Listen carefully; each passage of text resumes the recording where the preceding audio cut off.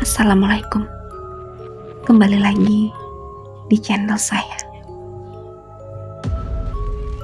Sebelumnya, yang belum subscribe, tolong subscribe dan aktifkan tanda loncengnya supaya kamu tidak ketinggalan cerita-cerita menarik dari saya.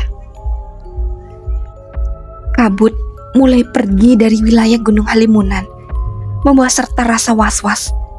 Khawatir ada gangguan baik dari makhluk halus maupun dari binatang buas. Seperti yang diceritakan oleh Rudy, kerap muncul serangan tidak terduga.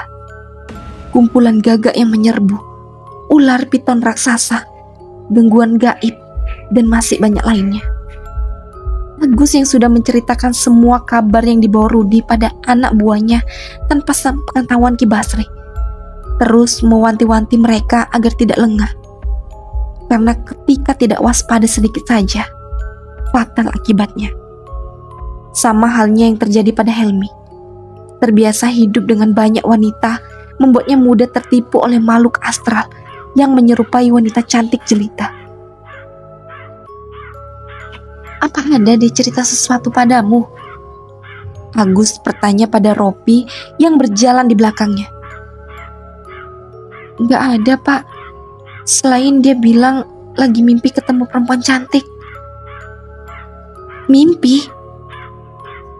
Saat itu, Lili juga bermimpi ketemu wanita cantik bernama Pita. Rudy menduga Lili dibawa Pita ke alamnya. Sebab Lili bilang diajak pergi oleh sosok yang mengaku sebagai saudara kembarnya itu. Kata Agus menceritakan kisah Lili yang didengarnya dari Rudy. Pita itu semacam bebek gombel kalau kata di daerah kita, Pak. Bisa jadi, tapi kita nggak tahu pasti. Mereka punya sejuta tipuan supaya manusia masuk dalam perangkap.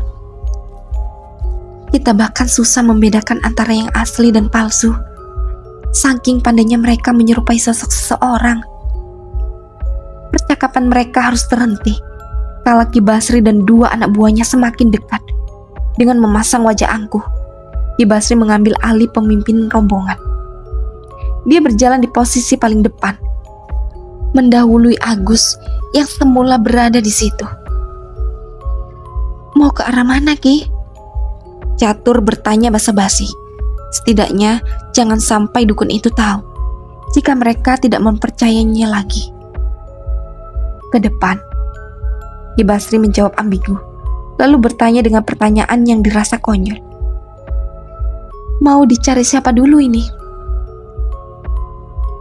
Pertanyaan macam apa itu? Pikir mereka dalam hati. Harusnya Ki Basri tahu, siapapun yang ditemukan duluan, itulah yang akan dibawa pulang. Kita mencari siapa dulu, maka jalur yang ditempuh akan berputar-putar dan justru membuat mereka semakin cepat lelah. Siapapun yang kita temukan lebih dulu, Ki. Gimana sih? Masa disuruh muter-muter? Andre menjawab dengan ketus. Rasa lelah dan panik membuatnya sedikit sulit mengendalikan emosi. Agus menyenggol lengan Andre, memberikan kode agar lelaki itu bisa mengontrol diri bila tidak ingin menjadi korban selanjutnya. Andre paham. Dia pun akhirnya diam saja. Di tengah perjalanan menurun yang sulit, terdengar riuh burung gagak. Merinding tubuh mereka dalam sekejap. Ini firasat tidak baik. Dalam pikiran sudah menduga sesuatu yang buruk terjadi pada Helmi. Ada apa ini, Ki? Tanya Rohim. Ki Basri menatap kumpulan gagak yang terbang cukup rendah di sekitar tempat itu. Kemudian mengusap jenggotnya yang putih. Pria itu juga berpikir dengan pikiran yang sama, tetapi tidak mengatakan secara langsung. Khawatir jika tidak benar akan merusak reputasinya. Kita harus waspada. Hanya itu. Kamu pikir kalau di hutan kita tidak waspada bisa apa? Sentak Ki Basri membuat Asep seketika bungkam. Dari dulu temperamen sekali. Apa itu karena jin yang dipeliharanya ya? Gumam Asep lirih. hingga tidak ada yang mendengarnya. Menapaki langkah demi langkah, mengikis jarak agar kian dekat dengan target yang dicari. Mendaki lereng menuruni medan terjal tidak lagi dihiraukan. Yang terpenting, tetap waspada dan berhati-hati agar tidak salah pijakan lalu tergelincir jatuh. Pada akhirnya, cedera. Saat berjalan di tempat yang sedikit lebih lapang dari rimbunnya rerumputan, mereka mengurangi kecepatan, sedikit mengurangi rasa lelah. Mereka duduk beristirahat sejenak sebelum melanjutkan pencarian. Udara di sini sejuk banget ya. Pantas banyak pendaki yang suka menjelajah di sini. Medannya bisa dibilang nggak terlalu sulit. Hanya kalau terlena bisa dengan mudah tersesat. Komentar Robi sambil menyeruput kopinya yang masih cukup panas. Jika sudah mulai dingin baginya tidak lagi nikmat. Pemuda itu kemudian merebahkan tubuhnya begitu saja di atas tanah, meluruskan sendi-sendi yang terasa hampir lepas. Berkali-kali mengambil oksigen dengan begitu rakus agar di dadanya terasa lebih lega dan raganya lebih segar. Di kota mana ada udara sebersih ini, ujarnya lagi.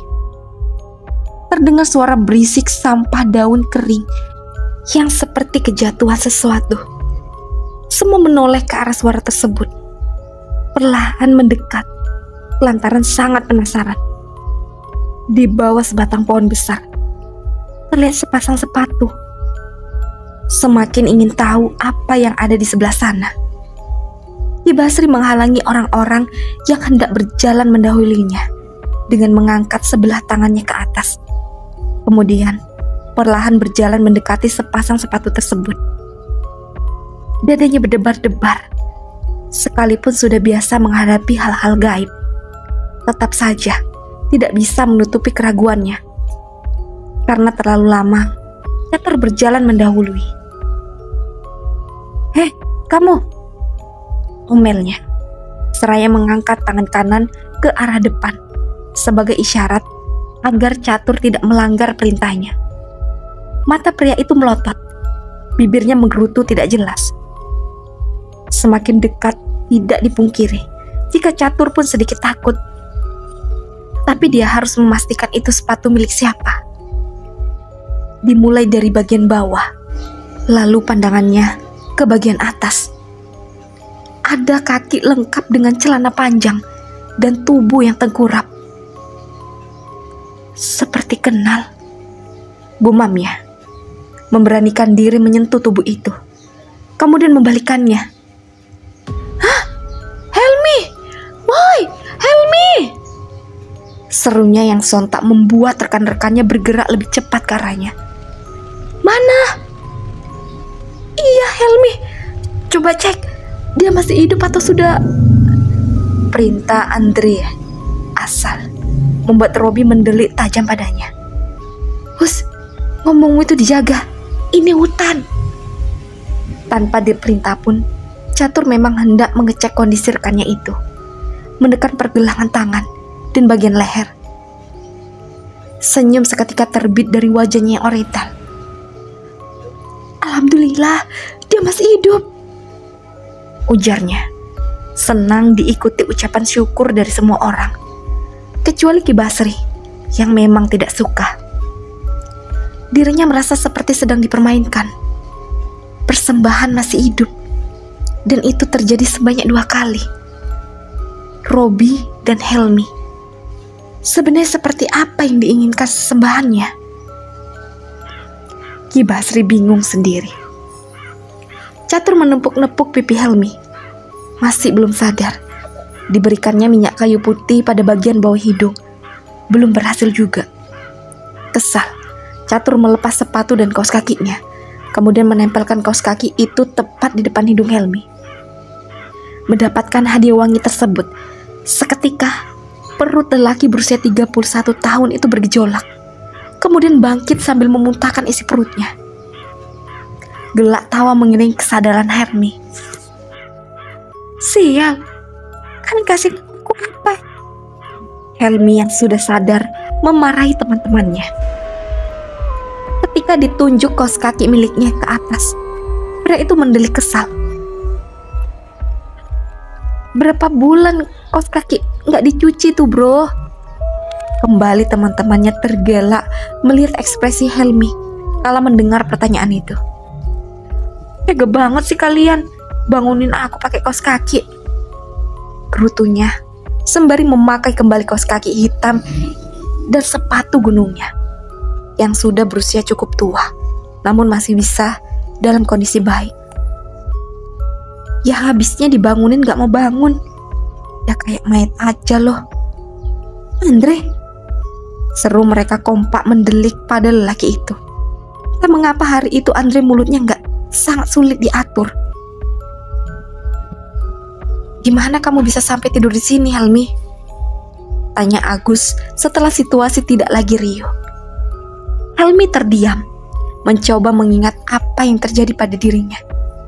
Tapi tidak ada satupun ingatan yang mampir dalam memorinya. Semua hanya seperti situasi sulap. Dan tiba-tiba berada di tempat itu. Saat semua masih beristirahat sembari bercerita banyak hal, Catur merasa ada yang jatuh tepat di depan wajahnya. Pria itu melihat ke tanah tempat sesuatu itu terjatuh. Alangkah terkejutnya ketika melihat ada belatung yang bergerak-gerak di depannya. Tak hanya satu, tak lama jatuh belatung yang lain, diikuti beberapa lagi. Merasa penasaran, Catur mendongak ke bagian atas pohon. Betapa terkejutnya dia ketika melihat ada sosok tubuh seseorang berada di atas dahan pohon besar tepat Helmi tergeletak tadi. Dari tubuh itulah belatung-belatung tadi berasal. Dengan tergagap Catur menunjuk ke atas pohon. Agus yang melihat pergerakan tangan Catur ikut melihat ke atas. Tidak kalah terkejut, Agus bahkan sampai terjangkang ke belakang. Itu mayat siapa?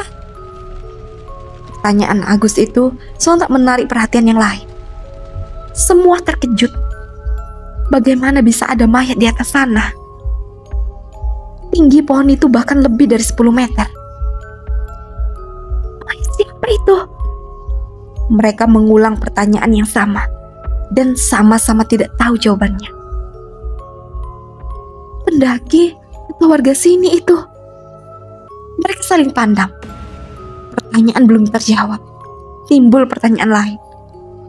Bagaimana cara evakuasinya? Kenapa nggak lebih dulu mikir gimana itu mayat bisa ada di atas sana?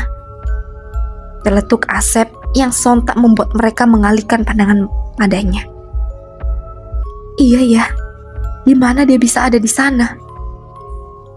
Apa dia bisa naik nggak bisa turun? Andre tampak berpikir. Sebelumnya dia sempat merasa begitu bodoh sampai tidak memikirkan itu. Terus naik ke sana cari apa coba? Itu bukan pohon buah. Ketus Robi heran. Apa mungkin dia tersesat? Terus naik pohon supaya bisa lihat kejauhan untuk cari jalan keluar.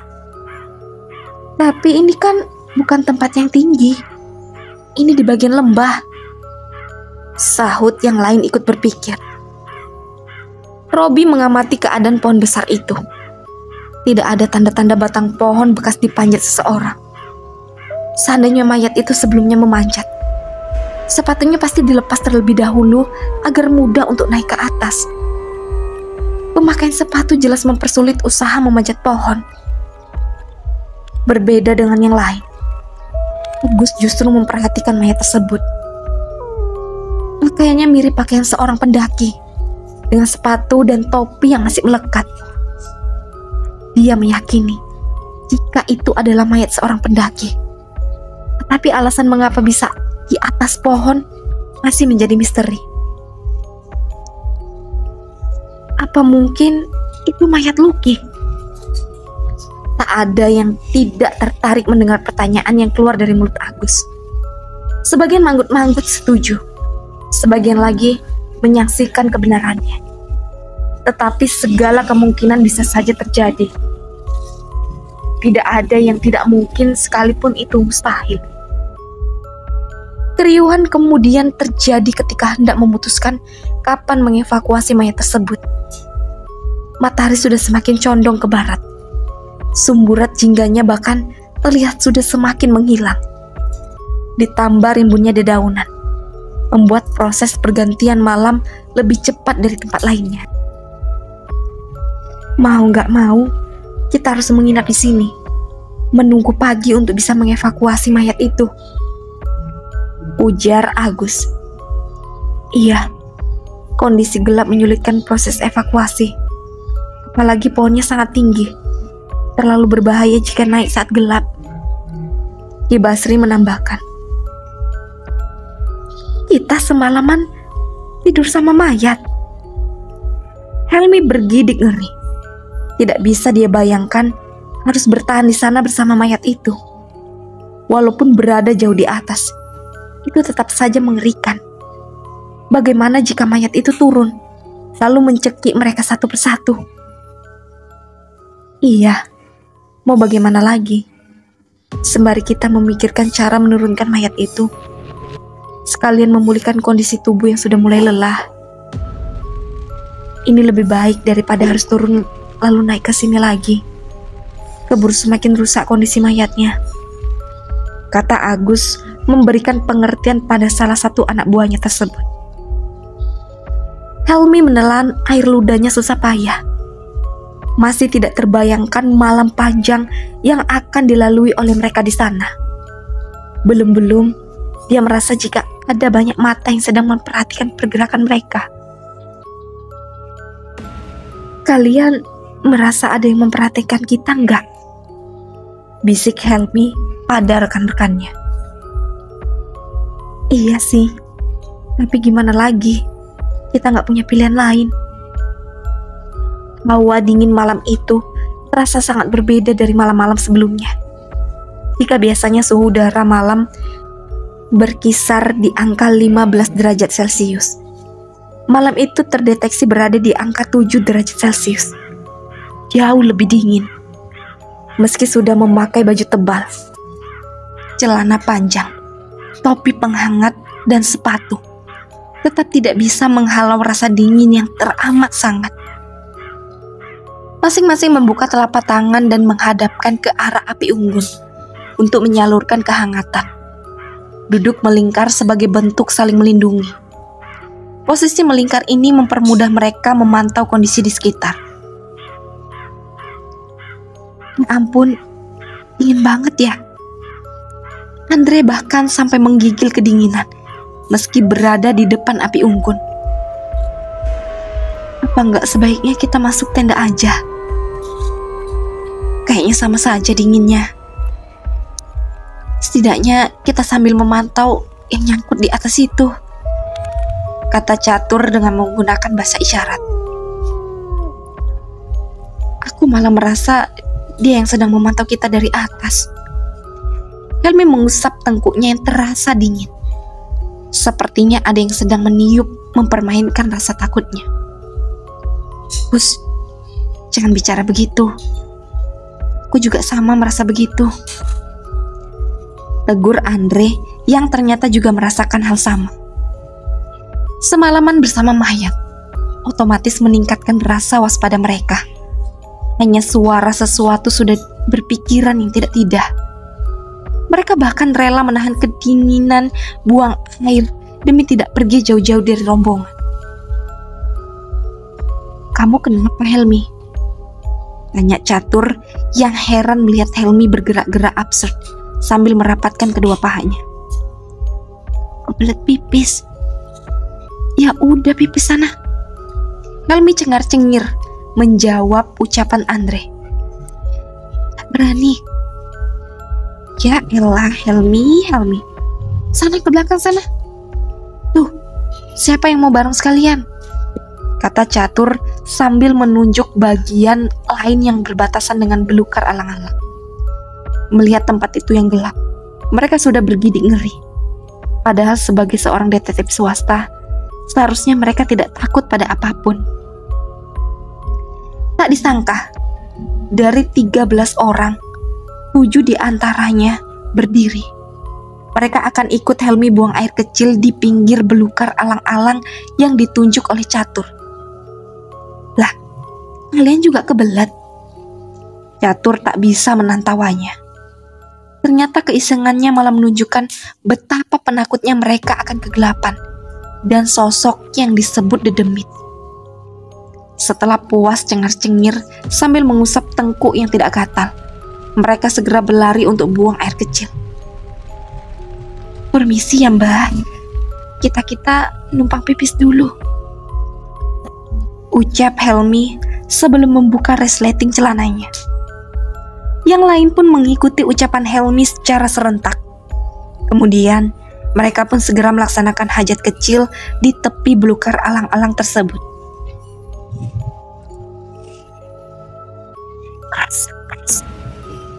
Apa itu? Tanya Helmi dengan wajah kaku. Jantungnya berpacu lebih cepat. Berbeda dengan deru nafasnya yang tiba-tiba berhenti. Bukannya Helmi yang mendengar bunyi itu, yang lain juga. Dengan ekspresi dan perasaan yang sama, mereka saling pandang, seolah bertanya ada apa. Sedetik kemudian, mereka melihat bayangan tinggi besar yang bangkit dari dalam belukar alang-alang. Mata bayangan itu menyala merah, membuat mereka terkejut. Mereka berteriak, seraya berlari kocar-kacir menuju perapian, tempat yang dirasa paling aman. Padahal hajat mereka belumlah usai, sehingga air seni sebagian dari mereka tercecer di sepanjang jalan menuju api unggun.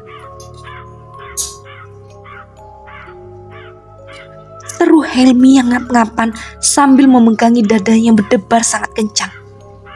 Orang-orang yang tersisa di dekat perapian menatap mereka satu persatu, lalu tergelak yang membuat mereka kebingungan. Teman diganggu kok malah diketawain, gak lucu tahu, kata Helmi bersungut-sungut.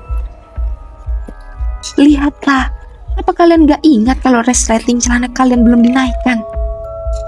Ki Basri tertawa kembali, kali ini lebih kencang dari sebelumnya. Ucapan Ki Basri sontak menyadarkan para lelaki itu, dan secara spontan melihat ke bagian atas celana masing-masing. Andai di siang hari, rona malu di wajah mereka pasti akan terlihat dengan jelas. Kalian ini ada-ada saja. Ki Basri menggelengkan kepalanya menyaksikan kekonyolan orang-orang kota yang ikut bersamanya itu. Tapi beneran tadi ada sosok yang muncul di belukar itu, Ki. Helmi melaporkan apa yang mereka lihat tadi sebagai alasan mereka lari tunggang langgang tak karuan. Sosok apa? Kalian ini mengada-ngada saja. Ki Basri masih tidak menganggap serius ucapan Helmi. Sosok mirip genderuwo, Ki. Helmi menyebutkan secara terang-terangan sosok yang dimaksud, membuat rekan-rekannya mendelik tajam padanya. Mulut Helmi lemah sekali. Hus, jangan disebut, sentak Andre marah. Kayak cewek aja sih lemes. Robi pun ikut menggerutu. Ku salah apa lagi? Ya bener kan itu genderuwo. Helmi. Secara serentak mereka menyerang lelaki payah tersebut. Dijitak, dijewer, dipukul lengannya. Ada juga yang menyumpal mulutnya dengan sendok agar diam. Iya, ampun. Helmi mengangkat kedua tangannya ke depan wajah, melindungi modal terbesarnya untuk bisa mendekati para wanita incarannya. Makanya, lain kali jangan diulang lagi. Payah. Robi masih terus menggerutu oleh ulah rekannya itu. Tanpa mereka tahu, Ki Basri sejak tadi membaca mantra. Lalu tidak lama kemudian muncul asap pekat di sekitar mereka. Asap itu secara cepat berubah bentuk menjadi genderuwo yang mereka lihat di belukar alang-alang. Kalian datang ke rumahku tanpa izin. Kalian akan rasakan akibatnya. Berani masuk ke wilayahku sembarangan. Suara makhluk itu membahana menggetarkan sekitar. Daun-daun bergoyang oleh hembusan napas makhluk tinggi besar dan hitam itu. Seperti manusia itu. Tunjuknya pada mayat yang berada di atas pohon besar. Itu rumahku. Tercengang mereka mendengar ucapan makhluk kasar itu. Tak dapat dipungkiri jika hati mereka bergetar mendengar ucapan si genderuwo. Manusiawi, rasa takut datang menyergap dalam diri. Berpikir akan maju atau kabur. Kamu serius itu rumahmu? Pertanyaan Asep terkesan meledek si genderuwo, membuat makhluk itu marah. Kamu pikir saya bercanda? Genderuwo itu membentak Asep, mengembuskan nafas kasar tepat mengenai wajah pemuda itu. Saking kuatnya, sampai membuat Asep tercengkak. Bau jigong, kamu makan apa sih? Bagi kodok ya? Asep seolah kehilangan rasa takutnya, dan seakan tidak jera meledek makhluk berbulu tebal dengan tanduk besar di kepalanya itu. Apa itu jigong? Tanya si genderuwo. Sontak saja membuat bingung dengan situasi ini. Bergantian melihat ke arah Asep dan makhluk kasar itu. Sebenarnya yang sedang bermain ini siapa? Sep. Andre lirih memanggil Asep, bermaksud agar anak buah Ki Basri itu berhenti meledek makhluk menyeramkan itu. Bukannya paham dengan maksud Andre, Asep justru semakin penasaran dengan jawaban si genderuwo. Itu loh, bau mulutnya genderuwo. Asep menjawab cepat, lalu spontan menutup mulutnya begitu menyadari sedang berbicara dengan makhluk yang bernama genderuwo. Itu kan kamu ya? Lalu Asep melihat ke arah Ki Basri. Iya kan Ki? Dedemit di depan kita ini namanya genderuwo. Ingin sekali Ki Basri menjitak kepala botak anak buahnya yang dungu itu. Mantra yang diucapkan sejak tadi terputus begitu saja ketika Ki Basri berucap pada Asep. Gelok maneh. Menyadari makhluk itu menghilang begitu sesaat setelah Ki Basri buka suara. Asep merasakan ada sesuatu yang janggal. Mereka jika bisa saja itu adalah ulah Ki Basri sebagai upaya menghalangi mereka mengevakuasi mayat di atas pohon. Di saat Asep memikirkan hal itu, rekannya Rohim malah masih sibuk mencari-cari keberadaan si genderuwo. Genderuwo itu kemana? Mendengar itu, Ki Basri tak hanya ingin menghajar Asep, tetapi Rohim sekaligus. Kedua anak buahnya kenapa tidak bisa diajak kerjasama sih? Beruntung malam itu dapat dilalui dengan baik oleh para pencari korban hilang di Gunung Halimunan. Meski harus bertarung melawan rasa takut dan was-was akan kehadiran makhluk astral yang lain, tidur pun harus secara bergantian agar semua tetap dalam kondisi baik. Subuh menjelang, meringkuk sebagian dari mereka di dalam tenda, sebagian lagi di depan api unggun yang terus menyala. Derik suara jangkrik sudah menjadi teman. Cicau burung malam pun sudah tidak lagi dihiraukan. Usai sholat subuh berjamaah, mereka bersiap mengevakuasi korban yang ditunggui sejak semalam. Alat-alat dipersiapkan, tinggal mencari siapa yang sekiranya bisa naik ke atas. Siapa yang mau naik ke atas? Tanya Ki Basri. Agus masih menatap ke atas tanpa menoleh sedikit pun pada lelaki tua itu, membuat merasa diabaikan. Dalam hati pria itu sangat dongkol. Sejak semalam, keberadaannya tidak dianggap sama sekali. Kamu tidak dengar saya bertanya? Tidak sopan kamu ditanya malah diam saja. Gerutunya tak suka. Akhirnya Agus menoleh. Dengan wajah dingin dia bertanya. Saya lagi mikir gimana dan siapa yang akan naik ke atas. Apa Ki Basri saja yang naik? Mendengar itu, sontak Ki Basri terdiam.